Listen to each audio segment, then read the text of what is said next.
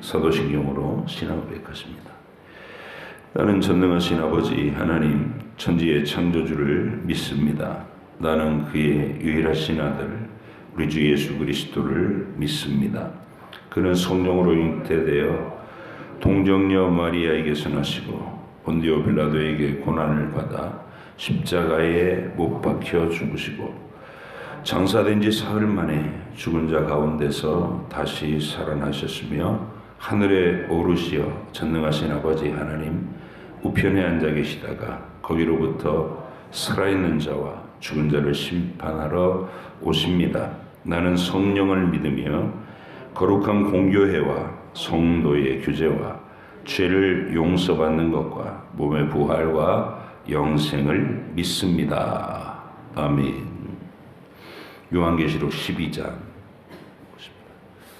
같이요. 하늘에 큰 이적이 보이니 해를 옷 입은 한 여자가 있는데 그 발 아래에는 달이 있고 그 머리에는 12별의 관을 썼더라. 이 여자가 아이를 베어 해산하게 되매 아파서 애를 쓰며 부르짖더라.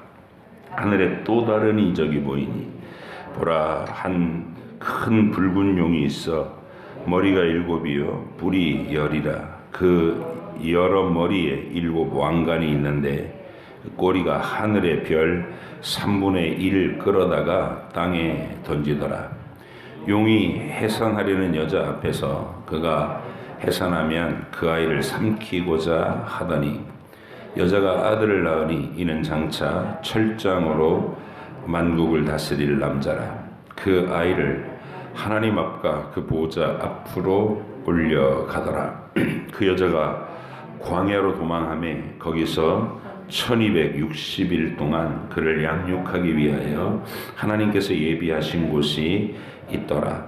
하늘에 전쟁이 있으니 미가엘과 그의 사자들이 용과 더불어 싸울세. 용과 그의 사자들도 싸우나 이기지 못하여 다시 하늘에서 그들이 있을 곳을 얻지 못한지라.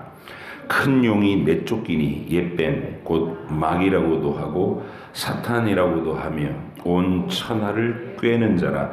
그가 땅으로 내쫓기니 그의 사자들도 그와 함께 내쫓기니라. 내가 또 들으니 하늘에 큰 음성이 있어 이르되 이제 우리 하나님의 구원과 능력과 나라와 또 그의 그리스도의 권세가 나타났으니 우리 형제들을 참소하던 자 곧 우리 하나님 앞에서 밤낮 참소하던 자가 쫓겨났고 또 우리 형제들이 어린 양의 피와 자기들이 증언하는 말씀으로써 그를 이겼으니 그들은 죽기까지 자기들의 생명을 아끼지 아니하였도다. 그러므로 하늘과 그 가운데 거하는 자들은 즐거워하라. 그러나 땅과 바다는 화 있을진저 이는 마귀가 자기의 때가 얼마 남지 않은 줄을 알므로 크게 분내어 너희에게 내려갔음이라 하더라. 용이 자기가 땅으로 내쫓긴 것을 보고 남자를 낳은 여자를 박해하는지라. 그 여자가 큰 독수리의 2 날개를 받아 광야 자기 곳으로 날아가 거기서 그 뱀의 낯을 피하여 1 때와 2 때와 반 때를 양육받으매 여자의 뒤에서 뱀이 그 입으로 물을 강같이 토하여 여자를 물에 떠내려 가게 하려 하되 땅이 여자를 놓아 그 입을 벌려 용의 입에서 토한 강물을 삼키니 용이 여자에게 분노하여 돌아가서 그 여자의 남은 자손 곧 하나님의 계명을 지키며 예수의 증거를 가진 자들과 더불어 싸우려고 바다 모래 위에 서 있더라. 아멘. 기도하겠습니다.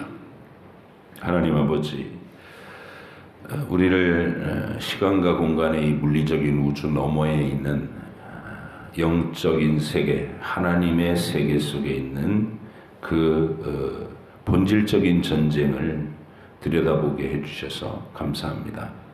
그 속에서 하나님이 어떻게 승리를 하시는지 또 승리하는 그 세우신 바 승리의 주역은 누구신지 이런 것들을 우리가 깨달으면서 땅에서 고난당할 때 성도로서 특별히 억울하고 핍박당하고 옥에 갇히고 환난을 당할 때마다 이 싸움은 이미 이겨 놓은 싸움이고 승리한 싸움이라는 사실을 분명히 깨닫고 낙심하지 않으며 두려워하지 않으며 담대하게 복음의 증인이 될 줄 아는 그 믿음 가지게 하시려고 우리를 이 말씀으로 초대하시는 줄 믿습니다.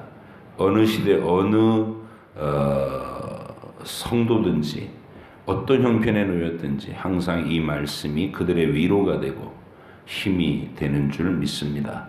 오늘도 우리 이 새벽에 서부중앙교회 모든 성도들이 이 말씀을 가슴에 품고 승리한 믿음에 동참하고 있다는 사실을 분명히 깨달아서 낙심하지 않고 오늘도 믿음의 길을 굳건히 걸어갈 수 있는 저희들 되게 해주시옵소서.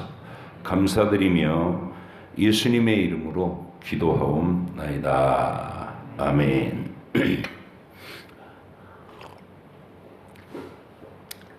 우리가 이제 나팔 소리가 들리고 그 나팔이 불고 일곱째 나팔이 소리를 낸 후에 펼쳐진 이야기를 보고 있습니다. 일곱 인으로 임봉된 책을 떼는 거, 그리고 일곱 나팔이 차례로 울리는 거, 이게 요한계시록에서는 굉장히 큰 줄거리가 되는데요. 두 가지 사인을 분명히 좀 여러분이 마음속에 이렇게 안목으로 딱 가지고 계시면 좋겠습니다. 우리가 살아가는 태초부터 종말까지의 인류 역사가 어떻게 전개될 것인가? 그 의미는 무엇이고 하나님이 왜 그런 계획을 세우시고 진행시키시는가? 이거를 우리가 정확하게 알면 우리가 살아가고 있는 인생의 질문도 풀린다는 거예요. 우주의 비밀, 인류 역사의 비밀이 풀리면 우리 인생의 비밀도 풀린다는 거예요. 인생이 가장 어려운 점은 뭐냐면 내가 어디서 왔다 어디로 가는지 모른다는 거죠. 하나님을 놓친 인류는 그걸 답을 스스로에게서 찾아낼 방법이 없어요. 하늘에 올라가도 없고 온 천지 사방에 떠돌아다니면서 진리를 탐구한다고 막 애를 써도 없어요. 하나님을 놓친 인류는 임봉된 비밀일 뿐입니다. 그냥 혼란 속에 내가 던져져 있는 거예요. 그래서 내가 왜 태어났는지, 왜 존재하는지를 모르면 내가 어디로 가는지도 모르고 그 두 가지를 모르면 당연히 내가 지금 여기서 뭘 하고 사는 게 올바른 것이냐를 모르게 되는 것이죠. 그냥 막연한 본능에 하나님이 주신 양심의 흔적도 있고 마귀가 망가뜨려 놓은 이 온갖 종류의 욕구가 욕심이 되고 죄가 돼서 마구 나를 휘저어대는 그 노예가 돼갖고 끌려다닐 수밖에 없는 거예요. 그리고 아무 진리도 모른 채 죽음을 맞이하게 되는 그 불쌍하고 비참한 존재가 인류라는 것이죠. 근데 하나님께서 요한도 그 캄캄한 암담한 절망감으로 울었잖아요. 아무도 이 임봉된 책을 펴거나 보거나 할 자가 없다. 그러니까 울었어요. 근데 하나님이 큰 음성으로 천사가 다가와서 울지 마라. 유다 지파의 사자 다윗의 뿌리 그리스도께서 피로 자신을 희생하신 그 피로 하나님의 의를 이루고 모든 값을 치렀으니까 이 임봉을 떼기에 합당하시다. 이제 이러면서 시작된 게 비밀이 드러나는 거예요.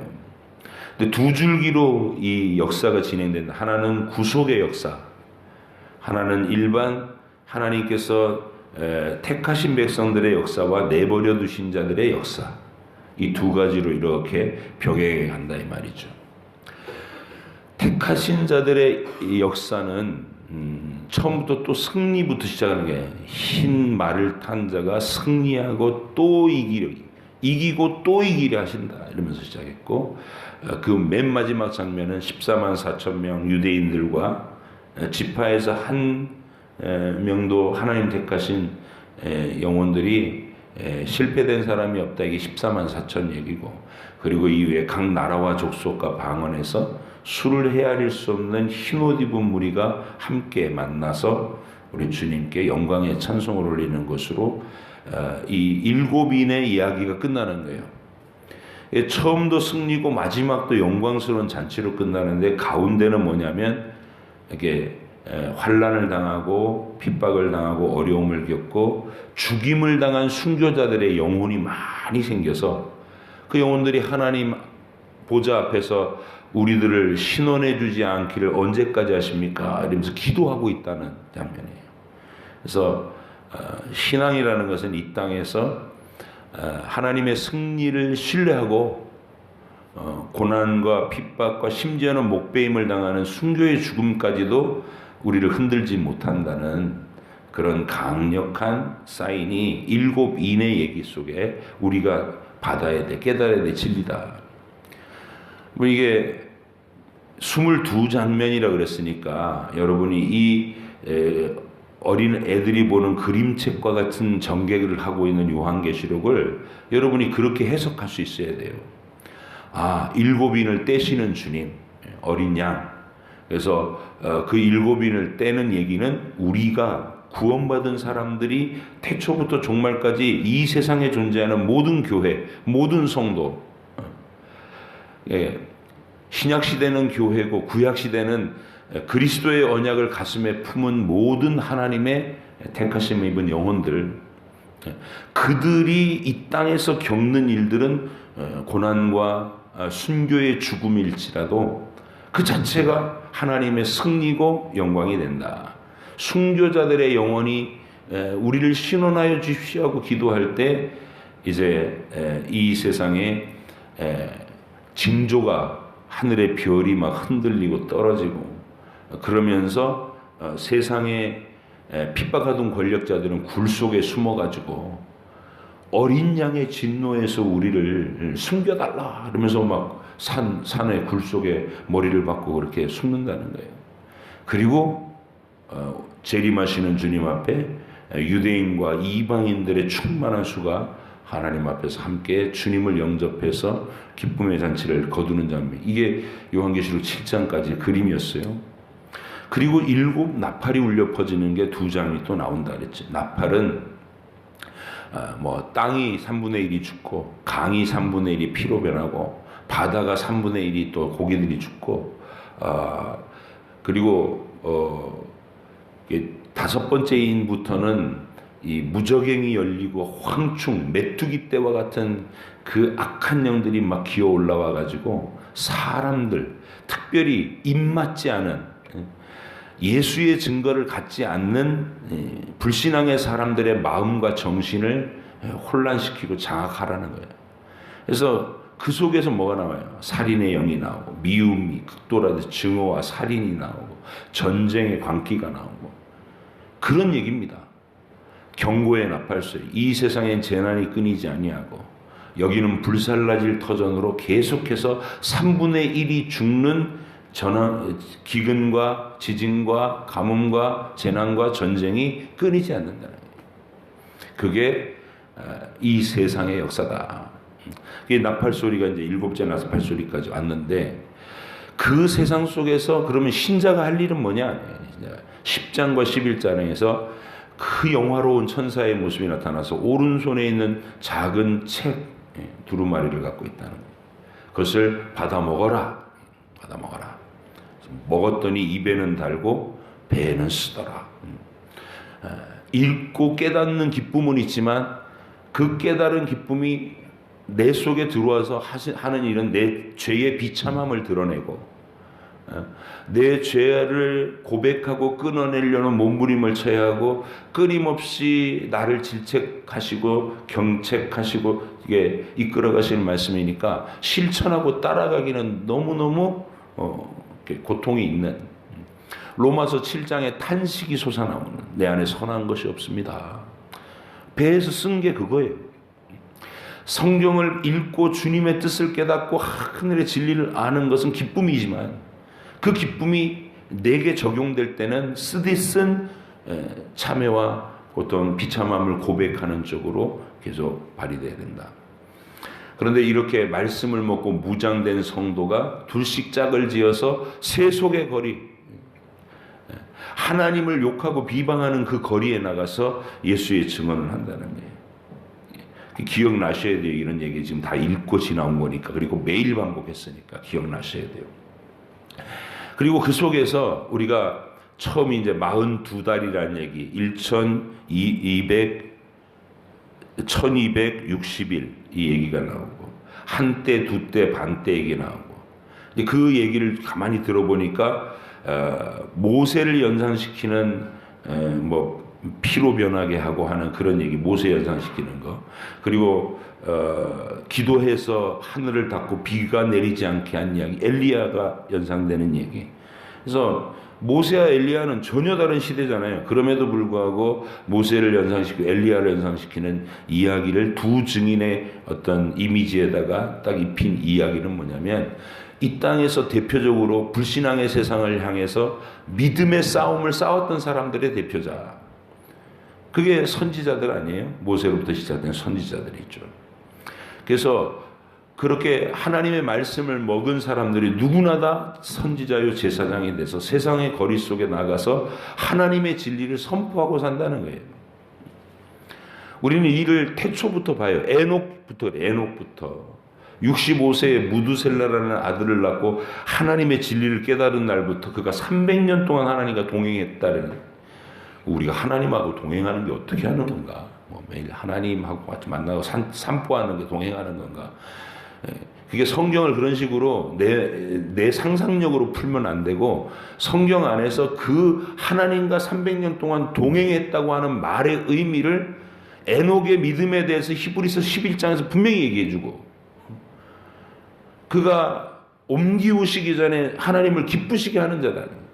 그러면 하나님을 기쁘시게 하는 자는 어떻게 하는 거냐? 그가 계신 것과 자기를 찾는 자들에게 상 주시는 이심을 믿는 것, 그것이 하나님 기쁘게 하는 믿음이고, 300년 동안 동행했다는 믿음이 그 믿음이다. 아, 하나님을 기쁘시게 하려고 매일매일 뭔가 노력하고 묵상한 사람을 하나님과 동행한다고 그러는구나. 그거보다 더 구체적인 그림이 유다서가, 예수님의 동생 유다가 유다서에서 밝히고 있는 거예요. 아담의 7세손 에녹이 불신앙의 세상을 향하여 주께서 수만의 천사를 이끌고 내려와서 너희의 불법과 악행을 심판하시리라. 주의 심판을 선언했다면 주의 구원도 함께 얘기하는 거예요. 에녹이 하나님을 두려워하고 그분의 약속을 의지하고 우리의 죄를 자백하면서 주의 씻어주시는 용서를 믿고 살아가야 구원의 길이 된다. 너희가 회개치 아니하면, 주를 시인하지 않고 주께서 보내실 그리스도를 기다리지 않으면 주께서 장차 큰 권능으로 강림하셔서 너희의 모든 죄를 심판하실 것이다. 이러고 살았다는 거예요. 그게 300년 동안 하나님과 동행했다는 거예요. 여러분, 에녹이 어떻게 하고 사는 거예요? 우리랑 똑같이 복음을 전하고 사는 거예요. 구원과 심판을 세속의 도시 속에 선포하고 살았던 사람. 그러면 요한계시록 11장에서 세속의 거리를 다니면서 예수의 증언, 십자가의 복음과 부활의 승리를 선언하고 하나님의 심판을 경고하는 이 사역을 펼칠 때 세상은 그들을 향해 맹렬한 공격을 벌입니다. 어느 시대든 핍박이 일어났어요. 그래서 그 장면을 보니까 두 증인이 세속의 도시에서 맞아 죽어서 시체가 널브러졌어요. 3일 동안 그 시체가 이렇게 퍼져 있는데 아무도 묻어주지 않아요. 그리고 그 세상이, 세속의 도시의 그 구성원들이 반응하는 걸 보니까 우리를 번거롭게 하던 것들이 죽었다고, 교회가 드디어 무너졌다고, 사라졌다고 박수치고 지들끼리 선물 보내고 그러더라는 거예요. 그러나 아무리 말살을 하려고 핍박을 하고 그 거대한 권력들이 계속 매 시대마다 막 태워 죽이고 맹수에게 던져 죽이고 목매달아 죽이고 못 베어 죽이고 그랬어도 이 세상에서 교회가 말살된 적이 없고 성도가 사라진 적이 없어요. 그 시체로 죽어있던 자들이 살아나더라는 거예요. 그리고 하늘로 올리더라. 이 그림이 어떻게 위로가 안 되겠냐고요. 박해받는 모든 성도에게 이 그림 한 장면 한 장면마다 위대한 승리가 얘기되고 있는 것이고, 그러므로 너희가 기뻐해라, 견뎌라, 두려워하지 마라, 이런 메시지가 되는 겁니다. 여러분이 이 그림책들을, 그러니까 그림으로 펼쳐진 그 이야기들을 지금 제가 하는 것처럼 엮어나갈 수 있을 때, 다른 사람에게 이렇게 일곱 인을 뗀다는 그 책은 뭐고, 나팔 소리는 뭐고, 그리고 10장 11장에서 책을 두루마리를 먹는 건 뭐고, 그 먹은 사람들이 둘씩 짝을 지어 나가서 전하는 건 뭔가, 이런 그림이 전부 우리 얘기라는 거. 하나님이 이 세상에 예수 믿게 해가지고 믿음을 가지고 살아가는 모든 인생은 바로 이 모습으로 사는 것이라고 우리한테 그림책으로 보여준 거예요. 그림책으로. 강력하게 마음속에 이 그림을 잘 새겨서 나는 오늘 이 그림과 같은 일을 하고 있구나. 그럼 여러분, 두 증인을 어디서 어떻게 만날 거예요?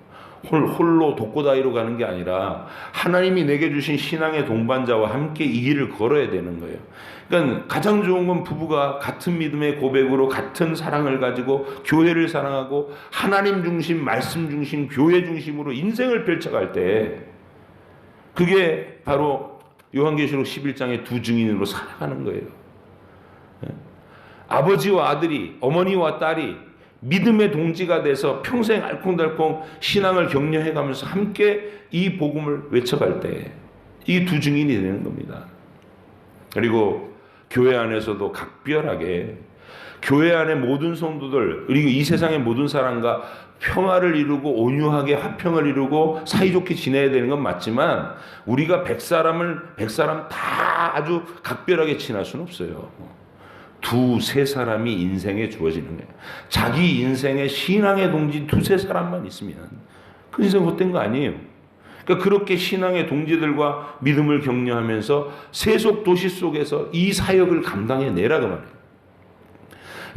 여러분 인생을 생각해 보면 내 인생에 신앙의 동반자로 주신 사람이 반드시 있어요. 마음을 주고받으며 서로 이렇게 대화를 나누면 하나님께 대한 얘기, 교회에 대한 얘기가 딱 서로 일치되고 함께 격려가 되고 위로가 되고, 이런 사람들. 그렇게 소중한 하나님 주신 섭리의 인연으로 둘씩 셋씩 싹을 지어서 이 세속의 도시 속에, 여러분의 인생이라는 그 여정 속에서 여러분이 몸담고 있는 세속 도시 한가운데서 그치 깨달은 진리의 말씀을 선포하고 살아가시는, 에녹과 같이 여러분도 인생 100년을 주신다면 그 100년을 하나님과 동행하는 복된 분들 되시기를 바랍니다. 이런 얘기를 쭉 전개하고 나가다가 이제 7번째 나팔이 울렸잖아요. 그리고 나서 다시 한번 이야기는 어떤 중대한 변화를 휙 하고 건너갑니다. 그림책이라는 게 그런 거예요. 이렇게 논리적인 전개로 고리를 이어가는 게 아니라 그냥 이렇게 왔다 갔다가 자유로운 거예요. 그래서 12번째 장면을 보니까 갑자기 하늘이 나타나요. 하늘에 큰 이적이 보이는데 해를 옷 입은 한 여자가 있는데 그 발 안에 달이 있고 그 머리에는 12별의 관을 썼고, 영화롭죠. 아름답고 굉장히 귀하게 묘사가 됩니다. 해를 옷으로 입었어요. 광채가 난다고 말이겠죠. 달을 발 아래 두고 있고 12별의 면류관이 있다. 온 우주의 중심이라는 거예요. 이런 얘기가 사도 바울이 에베소서에서 그런 얘기를 해요. 하나님이 우리를 택하신 것은 하늘에 속한 신령한 복, 태초부터 얘기하던 그 신비로운 복, 예수님 안에 있는 복을 우리에게 주시고 영원토록 그분을 찬송하게 하기 위함이다. 이런 얘기하면서 너희들 교회는 만물을 충만하게 만드는 하나님의 충만이다. 이렇게. 온 우주와 만물이 크고 어마어마하게 넓지만 이 우주는 우리가 없으면, 하나님을 알고 하나님께 찬양 올리고 하나님께 경배할 수 있는 우리가 없으면 정막강산에 아무것도 아니라는 거예요. 마치 자막 없는 외국 영화처럼 못 알아듣는 말, 아니 소리도 안 나고 그냥 그림만 쭉 나오는 그런 영화처럼, 그거 뭔 재미로 보겠어요. 아무 소리도 안 들리고 막 왔다 갔다 그 그림만 보이는 거. 근데 하나님과 교회는 만물을 충만케 하는 하나님의 충만이다 이렇게 얘기했어요. 그 얘기예요. 지금 하늘에 이적을 입은 한 여자가 있는데 해를 옷으로 입고 달을 발 아래 두고 12별의 면류관을 썼어요. 참 우주의 중심이다. 근데 이 여자가 누구냐 하는 게 중요해요. 이 여자가 누구냐. 아이를 사내 아이를 임신했는데 그 아이가 막 태어나려고 하는데 용이 그 앞에서 그 아이를 삼키려고 하고 뭐 이런 그림이 나타나요. 우리가 아무리 성경을 잘 모르는 사람도 이거 그리스도를 낳는 거구나. 그리스도를 낳는 장면이구나. 금방 깨닫게 돼요. 그런데 그러면 그리스도를 낳는다고 그러니까 이 여자가 누구냐? 그럴 때 해석의 차이가 어떻게 나냐면 이 교황주의자 마리아 숭배에 빠져 있는 이 천주교에서는 곧바로 누구한테로 연결시켜요? 이야, 이 봐라, 마리아다. 예수님 낳았으니까 마리아지. 그러면서 마리아여, 뭐 찬양 받으시기에 합당하고 뭐 12별의 면류관 뭐 이러면서 마리아를 높이는 거예요. 마리아를. 여러분 여기서 이 여자는 마리아를 얘기하는 게 아니고 교회를 얘기하는 거예요. 하나님의 교회. 그래서 우리가 신학자들이 하나님의 교회를 얘기할 때 어머니와 같은 역할을 하는 거예요. 우리에게. 교회는 어머니 품과 같은 거예요. 그리고 그럼 어떤 면에서 교회가 임신한 여자냐? 처음 아담이 타락하고 난 다음에 하나님이 그 저지른 죄에 대한 어떤 앞으로 다가올 심각한 위기들을 다 얘기해 주시면서 맨 처음 했던 얘기가 창세기 3장 15절이에요.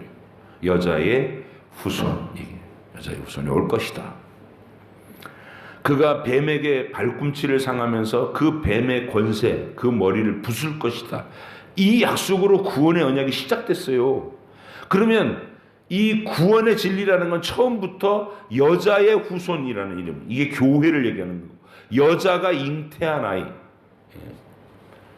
역사라는 게, 구원의 역사라는 게 그리스도가 오실 것이라는 이 약속이 이미 잉태되어 있는 거예요. 하나님의 약속이. 그리스도가 오실 것이다.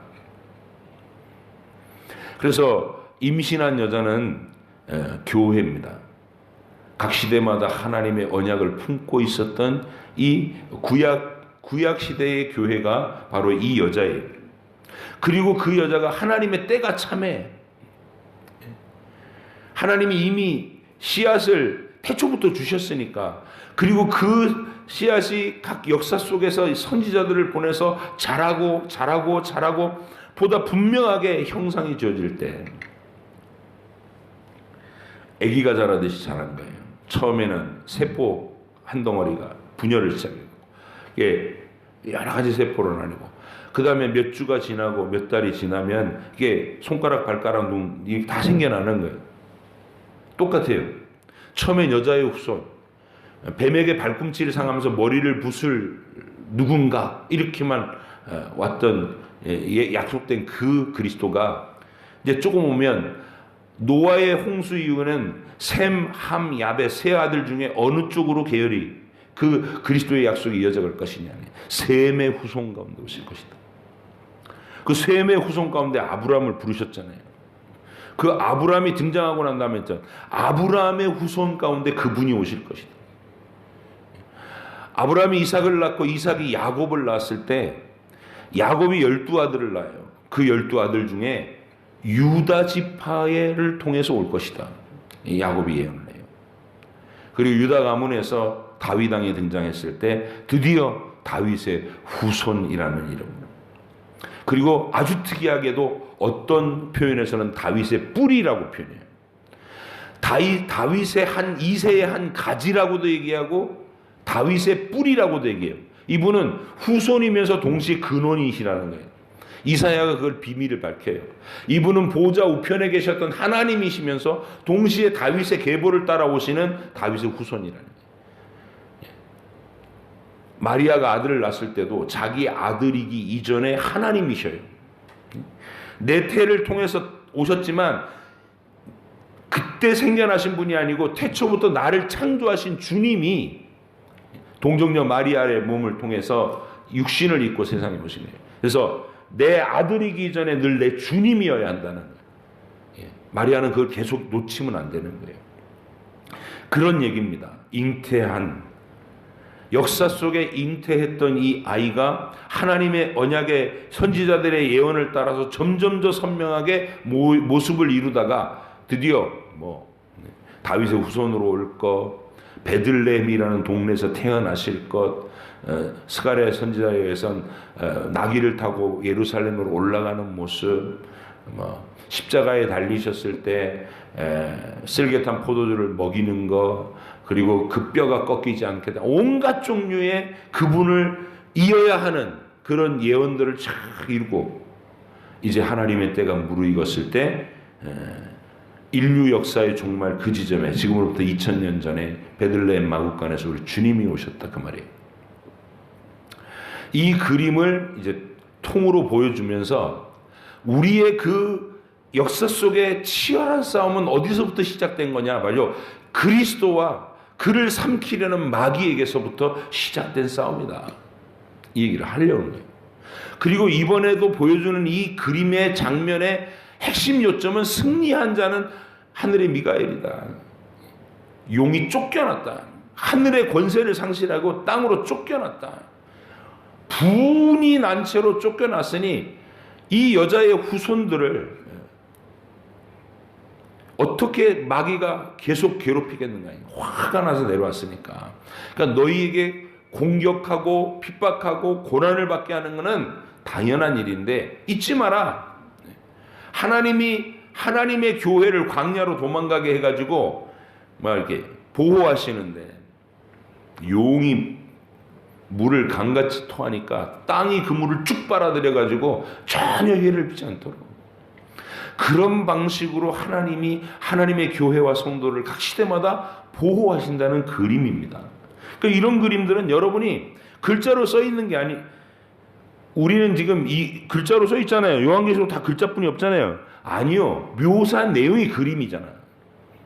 스토리가 이게 글로 된 어떤 논리 스토리를 따르는 게 아니라 그림을 딱 보여준 거예요. 이 그림을 보고 여러분이 그림책 보고서 얘기하듯이, 봐라, 이 여자가 너무 아름답지 않냐? 이 세상의 교회는 이렇게 우주의 충만한 영화로움을 옷 입은 가장 존귀한 존재가 하나님의 교회다, 이렇게 얘기할 수 있어야 돼요. 이 여인이 아기를 낳는 것은 역사 내내 하나님이 그리스도를 보내겠다고 했던 약속이 성취되는 내용이다. 용이 끊임없이 그 앞에 앉아서 그리스도가 오시는 거 잡아삼키려고 엿보고 있었다네요. 구약시대에도 다윗의 가문, 하나님께서 다윗의 후손 가운데서 이 그리스도가 오시겠다고 약속해 놓으니까 다윗의 가문을 말살시키기 위한 역사가 있었죠. 아합의 시대에 아달랴라고 하는 그의 딸이, 이세벨의 딸이, 여호사밧이 그를 며느리로 받아들여가지고 그 유다 가문에다가 끌어들였어요. 나중에 이 아달랴가 막 미친 광기를 발휘하면서 유다 왕국에다가도 바알 신앙을 끌어들여갖고 이 다윗의 족속들을 다 말살시키려고 손자들을 다 죽였어요. 다윗의 씨를 말렸다고. 이게 마귀가 한 일이라는 거예요. 하나님의 언약이 무산되도록. 그러나 하나님께서 어떻게 하신다고요? 이 물질 세계 우리의 현실을 넘어서 영적으로 해석을 보니까 막 죽이려고 강같이 물을 토해도 땅이 물을 쫙 빨아들여서 보호한다 그랬잖아요. 그 보호하심의 얘기를 우리는 어떻게 기억하고 있어요? 그의 고모가, 여호세바라는 그의 고모가 요아스 왕자를 숨겨가지고 목숨을 걸고 숨겨서 아달랴의 그 칼날에 피해서 6살의 요아스 왕이 왕으로 세우고 반정을 이렇게 아달랴 쫓아내고, 이 극적인 이야기가 전개된 게 바로 그런 장면이란 말이에요. 하나님이 하나님의 언약을 보호하신 사건. 그리고 또 가장 결정적으로 용이 예수님을 집어삼키려 했던 게 언제예요? 베들레헴 아기들을 헤롯 대왕이 학살한 거. 그때 천사가 미리 지시하시잖아요. 피해라. 애굽으로 피신해라. 헤롯 대왕이 아이를 죽이려고 한다. 그러니까 베들레헴 아기들 다 죽이라고 2살 아래 아기들 다 죽는 그런 일이 일어났어도 예수님은 안전하게 보호됐다. 이런 그림입니다. 마귀가 아무리 몸부림치고 대항해봐도 미가엘을 그 전쟁을 이기지를 못해. 땅으로 쫓겨났다는, 하늘의 권세를 꺾이고 땅으로 쫓겨났다. 여러분, 우리 마음속에 이제 이 요한계시록 12장은 분수령이 되는 겁니다. 이후에 이제 이 용의 하수인들, 용이 분노해서 땅으로 내려갔다 그랬으니까 이 세상의 역사 속에서 용의 대리인 역할을 하는 존재들이 이제 등장해요. 예, 땅의 권력을 잡은 세속 정부의 권력, 이거 짐승으로, 바다에서 올라오는 짐승으로. 그리고 바벨론이라고 하는 화려한 도시 문명. 이 세상에서 끊임없이 등장하던 제국의 영광, 하나님을 대적하는 도시의 문명. 그게 바벨론이라는 이름. 다 심판당할 내용들이에요. 그리고 거짓 선지자들. 이런 얘기들이 쭉 나올 겁니다. 그래서 오늘 이 요한계시록 1장에서부터 12장까지 와서 갑자기 12장 이 얘기를 왜 하느냐. 현실의 땅에서 펼쳐지는 이 역사가 실제로는 이 시간과 공간을 뛰어넘은 이 하늘에서 펼쳐진 이 싸움 때문에, 하나님의 궁극적인 그리스도 계시와 사건 때문에 시작된 싸움이고, 그리고 이 싸움은 항상 하나님의 그리스도가 승리하는 싸움이다. 두려워하지 마라. 그리고 주저앉지 마라. 앞으로 전진해라. 이 믿음을 가지고 그 얘기를 오늘도 하고 있는 겁니다. 여러분이 요한계시록 12장 그 영화로운 여인과 태어난 아기가 거기서도 한때 두때 반때가 나오고 1260일이 나와요. 3년 반의 싸움. 신앙의 싸움은 언제나 엘리야가 3년 반 동안 그 아합과 바알 세력을 향해 분투하던 그 시간을 기념으로 해서 하나님이 3년 반 얘기를 계속 하시는 거예요. 그 얘기는 우리도 뭐 마지막 시간에 3년 반의 대환란이 있을 것이고 그런 얘기가 아니라 이 땅에서 엘리야의 싸움처럼, 각 시대 선지자들의 싸움처럼 불신앙의 세상을 향해 고난을 당해도 이 시간은 짧아요. 3년 6개월에 겨우, 길어야 3년 6개월. 잠시 그 고난을 견뎌라. 그 얘기입니다. 오늘도 여러분과 제가 이 귀한 언약을 가슴에 품고 성탄주일, 진짜 오늘 12장 이 얘기와 딱 맞아떨어지는 현장에 우리 와 있는 거예요. 우리 성탄주일에 이 역사의 비밀로 오신 이 아기의 탄생을 축하하면서 오늘도 주님의 큰 은혜를 마음속에 다 간직하고 행복해하는 여러분과 여러분 가정이 되시기를 주의 이름으로 축복합니다. 기도하겠습니다. 하나님 감사합니다. 하나님 사랑이 우리를 권고하시고 그 사랑 속에 우리가 이 요한계시록의 언어들을 이해하고 이 그림들을 우리 마음속에 잘 간직하게 해주시옵소서. 악한 용이 그리스도를 말살하려고 했었지만 하나님, 그리스도를 품은 영혼들은 세상에서 늘 보호받고 육체의 목숨을 빼앗길지언정 영원한 유산, 영원한 생명은 결코 빼앗긴 적이 없는, 우리는 살아 있어도 하나님 앞에, 또 순교자의 영혼이 돼서 또 하나님 앞에 언제나 살아있는 존재라는 것 꼭 기억하고 담대한 믿음으로 주의 뜻을 이루는 저희들 되게 해주시옵소서. 감사드리며 예수님의 이름으로 기도합니다. 아멘. 하늘에 계신 우리 아버지, 아버지 이름을 거룩하게 하시며 아버지의 나라가 오게 하시며 아버지 뜻이 하늘에서와 같이 땅에서도 이루어지게 하소서. 오늘 우리에게 일용할 양식을 주시고 우리가 우리에게 잘못한 사람을 용서하여 준 것 같이 우리 죄를 용서하여 주시고 우리를 시험에 빠지지 않게 하시고 악에서 구하소서. 나라와 권능과 영광이 영원히 아버지의 것입니다. 아멘.